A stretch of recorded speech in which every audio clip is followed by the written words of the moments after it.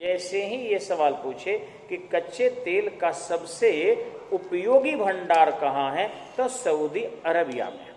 अब सवाल आता है, बार बार एग्जाम में आप लोग देखोगे, पिग्मी जनजाति के लोग कहाँ रहते हैं। तो पिग्मी जनजाति के लोग सबसे ज्यादा अफ्रीका महादेश में रहते हैं, और वो भी भूमध्य सागरीय प्रदेशों में, भूमध्य रेखीय प्रदेशों में, जो विषुवत रेखा है उसी क्षेत्र में पिग्मी जनजाति के लोग ज्यादा रहते हैं। विश्व का सबसे ऊंचा रेलवे स्टेशन लहासा है, लहासा तिब्बत में है आपका लहासा, लेकिन तिब्बत तक चीन के कब्जे में चला गया।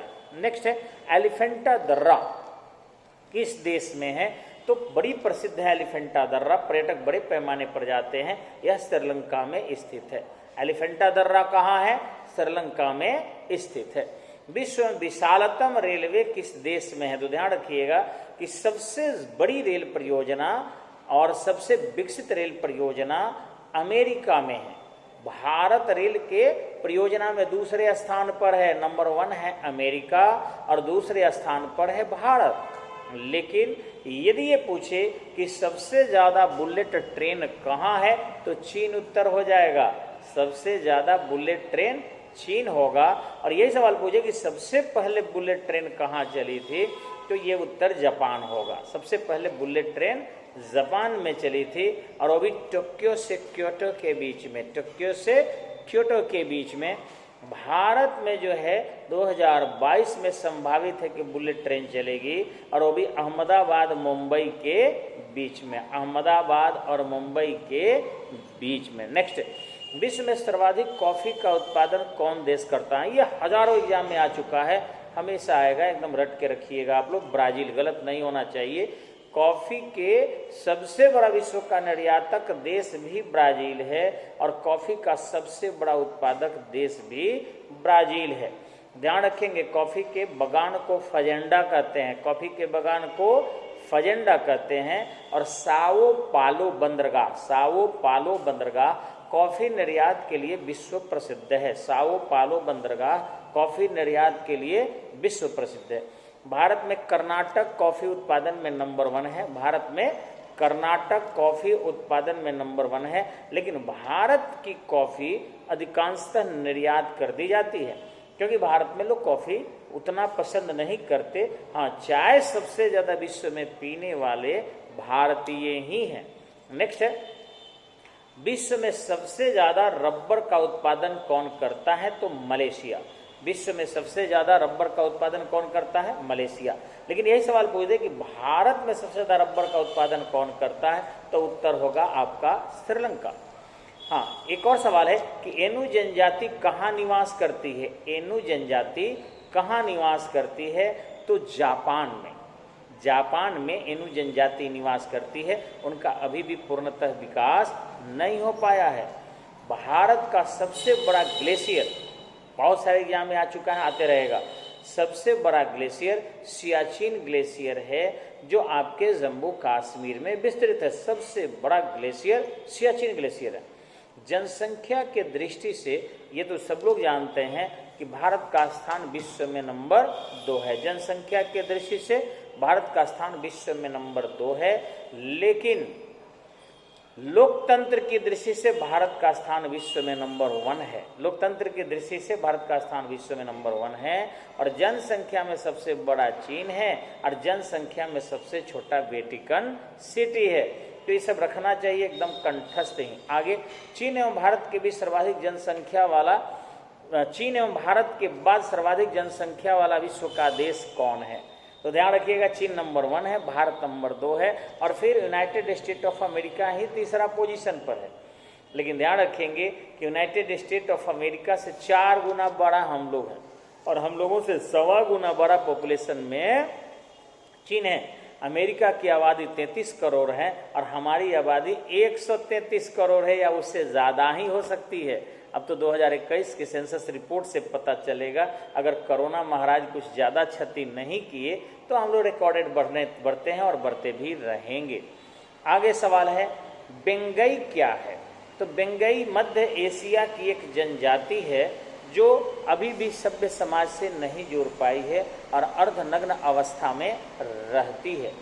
नेक्स्ट है आपका कि भूमध्य सागर का प्रकाश स्तंभ किसे कहते हैं। ये भी प्रतियोगिता परीक्षा में बराबर आते रहता है कि भूमध्य सागर का प्रकाश स्तंभ किसे कहा जाता है। स्ट्रोम्बली ज्वालामुखी को। स्ट्रोम्बली ज्वालामुखी है और निरंतर जागृत है, आग निकालते रहता है, उसी को संकेत मानकर और जहाज के परिचालन करने वाले लोग जहाज का परिचालन करते हैं, दिशा का निर्धारण करते हैं। नेक्स्ट, इरावदी नदी के तट पर कौन सा शहर बसा है। ये बार बार एग्जाम में आता है, ध्यान रखिएगा। म्यांमार में है इरावदी नदी। शरावती नदी इंडिया के कर्नाटक में है। शरावती इंडिया के कर्नाटक में है और इरावदी नदी म्यांमार में है और यांगून शहर वहां बसा है। इरावदी नदी के किनारे यांगून शहर बसा हुआ। विश्व का सबसे बड़ा बंदरगाह, विश्व का सबसे बड़ा जहाजों को आश्रय देने वाला, यानी कि हार्बर कह सकते हैं, पोताश्रय कह सकते हैं, रॉटरडम है। रॉटरडम एक बार में वहां लगभग 3000 जहाजें अपना लंगर डाल सकती है। 3000 आसपास के क्षेत्रों में रॉटरडम है। नेक्स्ट है पैगोडा का या ब्लैक पैगोडा का देश किसे कहते हैं। ब्लैक पैगोडा का देश या पैगोडा का देश किसे कहते हैं, तो म्यांमार को। ध्यान रखेंगे, म्यांमार एक ऐसा विश्व का देश है, एकमात्र देश जो बौद्ध देश है। म्यांमार एक बौद्ध देश है। उसका पहला का नाम था, पुराना नाम था वर्मा। ध्यान रखेंगे। नेक्स्ट अगला सवाल है कि चीन के शोक किस नदी को कहते हैं। वांगहो नदी को। वांगहो नदी जो है वह चीन की शोक कहा जाता है। टीन के उत्पादन में नंबर 1 देश कौन है, तो मलेशिया। टीन के उत्पादन में नंबर 1 देश कौन है, मलेशिया। और विश्व की जब सवाल पूछ दे कि सबसे बड़ी नदी कौन है, तो ध्यान रखेंगे कि अगर सबसे लंबी पूछे तो आपका नील होगा। नील नी ल आ गया, ल माने लंबी, और नाम भी देखिए ऐसा है, पतला छोटा 2 लीटर का। और वही अमेजन फैला हुआ। तो पूछे कि विश्व की सबसे बड़ी नदी कौन है, तो आपका उत्तर होना चाहिए अमेजन। और विश्व की सबसे लंबी अगर प्रश्न है तो उत्तर होगा नील नदी। नेक्स्ट, विश्व में सबसे ऊंची झील कौन है। विश्व में सबसे ऊंची झील कौन है, तो ये ऑप्शन देखना चाहिए। ठीक है, इस ऑप्शन में दिया है ठीसो सिकरू, टीटीकाका, लेक सुपीरियर और देवताल।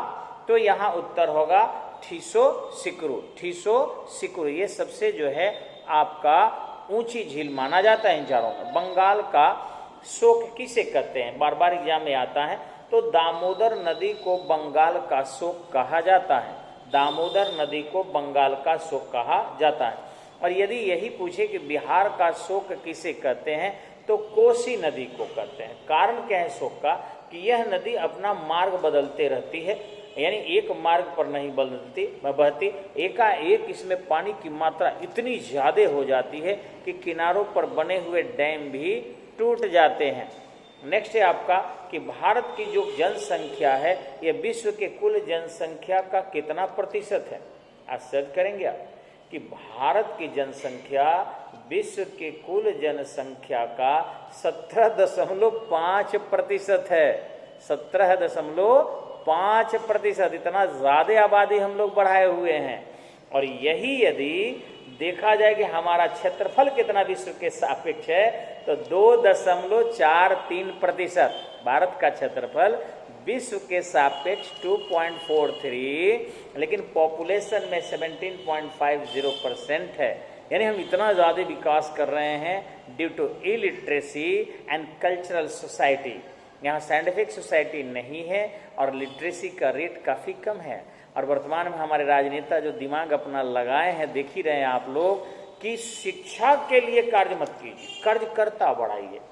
सभी पार्टियां अपने अपने कार्यकर्ताओं के विकास के लिए, अपने अपने कार्यकर्ताओं के संख्या के बढ़ोतरी के लिए काम कर रहे हैं और किन प्रकारेण देश के पैसे को लूट कर और अपने कार्यकर्ताओं को दे रहे हैं। देख नहीं रहे हैं कि गांव का जो लफुआ था वो नेता हो गया, जो बदमाश था कॉलेज में डिस्टर्ब करता था पढ़ाई को वो नेता हो गया, चोरी और उचक्का का काम करता था वो नेता हो गया, क्योंकि उसके पास पैसा आ गया। और हमारे यहाँ वोट का जो मान है ना वो सब का बराबर है। जितना राष्ट्रपति के वोट का मान है उतना ही एकदम गरीब और अशिक्षित व्यक्ति का भी वोट का मान उतना ही है। और यही कारण है कि जो अशिक्षित है, अज्ञानी है, वो कई बार पैसों पर बिक जाता है और राष्ट्रपति से ज़्यादा वैल्यूएबल वोट इसका हो जाता है। तो इस तरीके से यह कई संख्या में जाके दे देगा, अकेला एक भारत के राष्ट्रपति दें और 2 अगर जाकर अशिक्षित जाहिल भी वोट दे दे तो इसका वोट ज़्यादा वैल्यूएबल हो जाएगा, क्योंकि 2 वोट पड़ गया। राष्ट्रपति कितना हो शिक्षित है, उनका 1 वोट माना जाएगा। यही कारण है कि सरकार भी, राजनीतिक पार्टियां भी एक से एक नचनिया बजनिया को, कीर्तनिया को टिकट देकर और अपने पार्टी के हौसला अफजाई और सीटें प्राप्त करने की कोशिश करती है, ताकि इन किन प्रकारेण इस पूरे देश के लाभ को ये राजनेता प्राप्त कर सके, जनता को इसका लाभ न हो सके, तो पॉपुलेशन डेवलप होगा ही। देखिए होंगे श्रीमती इंदिरा गांधी 1975 में पॉपुलेशन कंट्रोल के लिए उन्होंने 20 सूत्री कार्यक्रम की घोषणा की और कहा, हम 2 हमारे 2। और पहले उन्होंने सम्मानित व्यक्ति शिक्षकों पर प्रयोग किया कि जिन शिक्षक के 2 या 2 से अधिक संतान हो चुके हैं वे स्वेच्छा से 40 लाख लोग नसबंदी करवा लें। पुरुष लोगों की उन्होंने कहा था, लेकिन देखते देखते 80 लाख लोगों की नसबंदी हो गई। और जब 81 में काउंटिंग किया गया सेंसस रिपोर्ट जनसंख्या का, तो रिकॉर्डेड डेवलपमेंट जनसंख्या की हुई। इंदिरा गांधी के खिलाफ आंदोलन चला दिया गया। इंदिरा गांधी जो है इमरजेंसी भी लगाई तब भी सुरक्षित नहीं रह सकी, उनके सत्ता जो है समाप्त हो गई और उन्हें जेल में तक तिहाड़ जाना पड़ा इन किन प्रकार। तो आप समझ सकते हैं कि भारत में जो है अच्छा काम करने वाले को कहाँ स्थान मिलता है। यहाँ बस सत्ता को इन किन प्रकार हथिया लेना है, बस वही। तो देश की पॉपुलेशन कंट्रोल होना संभव नहीं है, या देश की समस्या का समाधान, जितने प्रॉब्लम है उसमें वृद्धि ही होगी, क्योंकि उसको नियंत्रित करने का प्रयास नहीं होता। आप कोरोना में देख लिए होंगे कि जितने प्रयास हुए थे कोरोना के कंट्रोल करने के लिए, उतना ही ज़्यादा तेज गति से फैला है। भारत जैसा जहाँ लोगों के सचलता कम है, परिवहन का विकास कम है, गाड़ी का विकास कम है, लोग एक दूसरे से मिलते जुलते कम है, यहाँ छुआछूत पहले से ही फैला हुआ है और लोग दूरियां बनाकर एक दूसरे से रहते हैं। कंजुगेटेड सोसाइटी है, आइसोलेटेड सोसाइटी पहले से है, और फिर भी अगर कोरोना इतना फैल गया है तो समझ सकते हैं कि कंट्रोल करने के लिए हमारे पास कोई साइंटिफिक टेक्नोलॉजी नहीं है, कोई एजुकेशन नहीं है। और यही कारण है कि भारत जैसे देश में भी कोरोना तीव्रता से फैल रहा है, कहर बरपा रहा है। तो पॉपुलेशन तो डेवलपमेंट होगा। आगे ध्यान रखेंगे। अगला सवाल हमारा कि कौन सा देश है जहां मुसलमानों की आबादी सबसे ज़्यादा है। ये मध्य प्रदेश में भी आया है और बीपीएससी में भी आया हुआ है। सबसे ज़्यादा मुसलमानों की संख्या इंडोनेशिया में है। सबसे ज़्यादा मुसलमानों की संख्या इंडोनेशिया में है। आगे सवाल है कि विश्व का कौन सा ऐसा देश है जो मुसलमानों के पॉपुलेशन के आधार पर दूसरा बड़ा देश है। तो जी भारत है। उत्तर होगा भारत है। मुसलमानों के पॉपुलेशन के आधार पर दूसरा बड़ा देश भारत है, जबकि 2 मुस्लिम कंट्री यहाँ से अलग हट चुके हैं। एक पाकिस्तान अलग हट चुका है और दूसरा बांग्लादेश अलग हट चुका है। 2 मुस्लिम कंट्री अलग हटने के बावजूद भी मुस्लिम जो पॉपुलेशन है उसमें हम लोग सेकंड है, और कारण इसके पीछे है हमारी हिंदुइज्म। जो हिंदू धर्म के नेता हैं वो इस तरीके से इसको लेकर चले हैं कि एकदम जात पात छुआछूत ऊंच नीच के भेदभाव ने हिंदुओं को इतना तोड़ दिया कि कुछ हिंदू समुदाय के लोग ही इस्लाम को ग्रहण करके समानता के सिद्धांत का अनुसरण किए। वो लोग आज भी छुआछूत करते हैं और जो भी उनकी राशियाँ मिलती हैं बस पाने के काम में करते हैं, अपने धर्म के उत्थान के लिए काम नहीं करते। लास्ट सवाल है, विश्व की कुल जनसंख्या कितनी प्रतिशत एशिया में निवास करती है। तो ध्यान रखेंगे 50% से अधिक आबादी एशिया में केवल निवास करती है, और एक ढंग से पॉपुलेशन ले लिया जाए तो यह लगभग 60% के आसपास हो जाता है। तो धन्यवाद, नमस्कार। हम लोग आते हैं फिर नेक्स्ट वीडियो में, नेक्स्ट क्लास।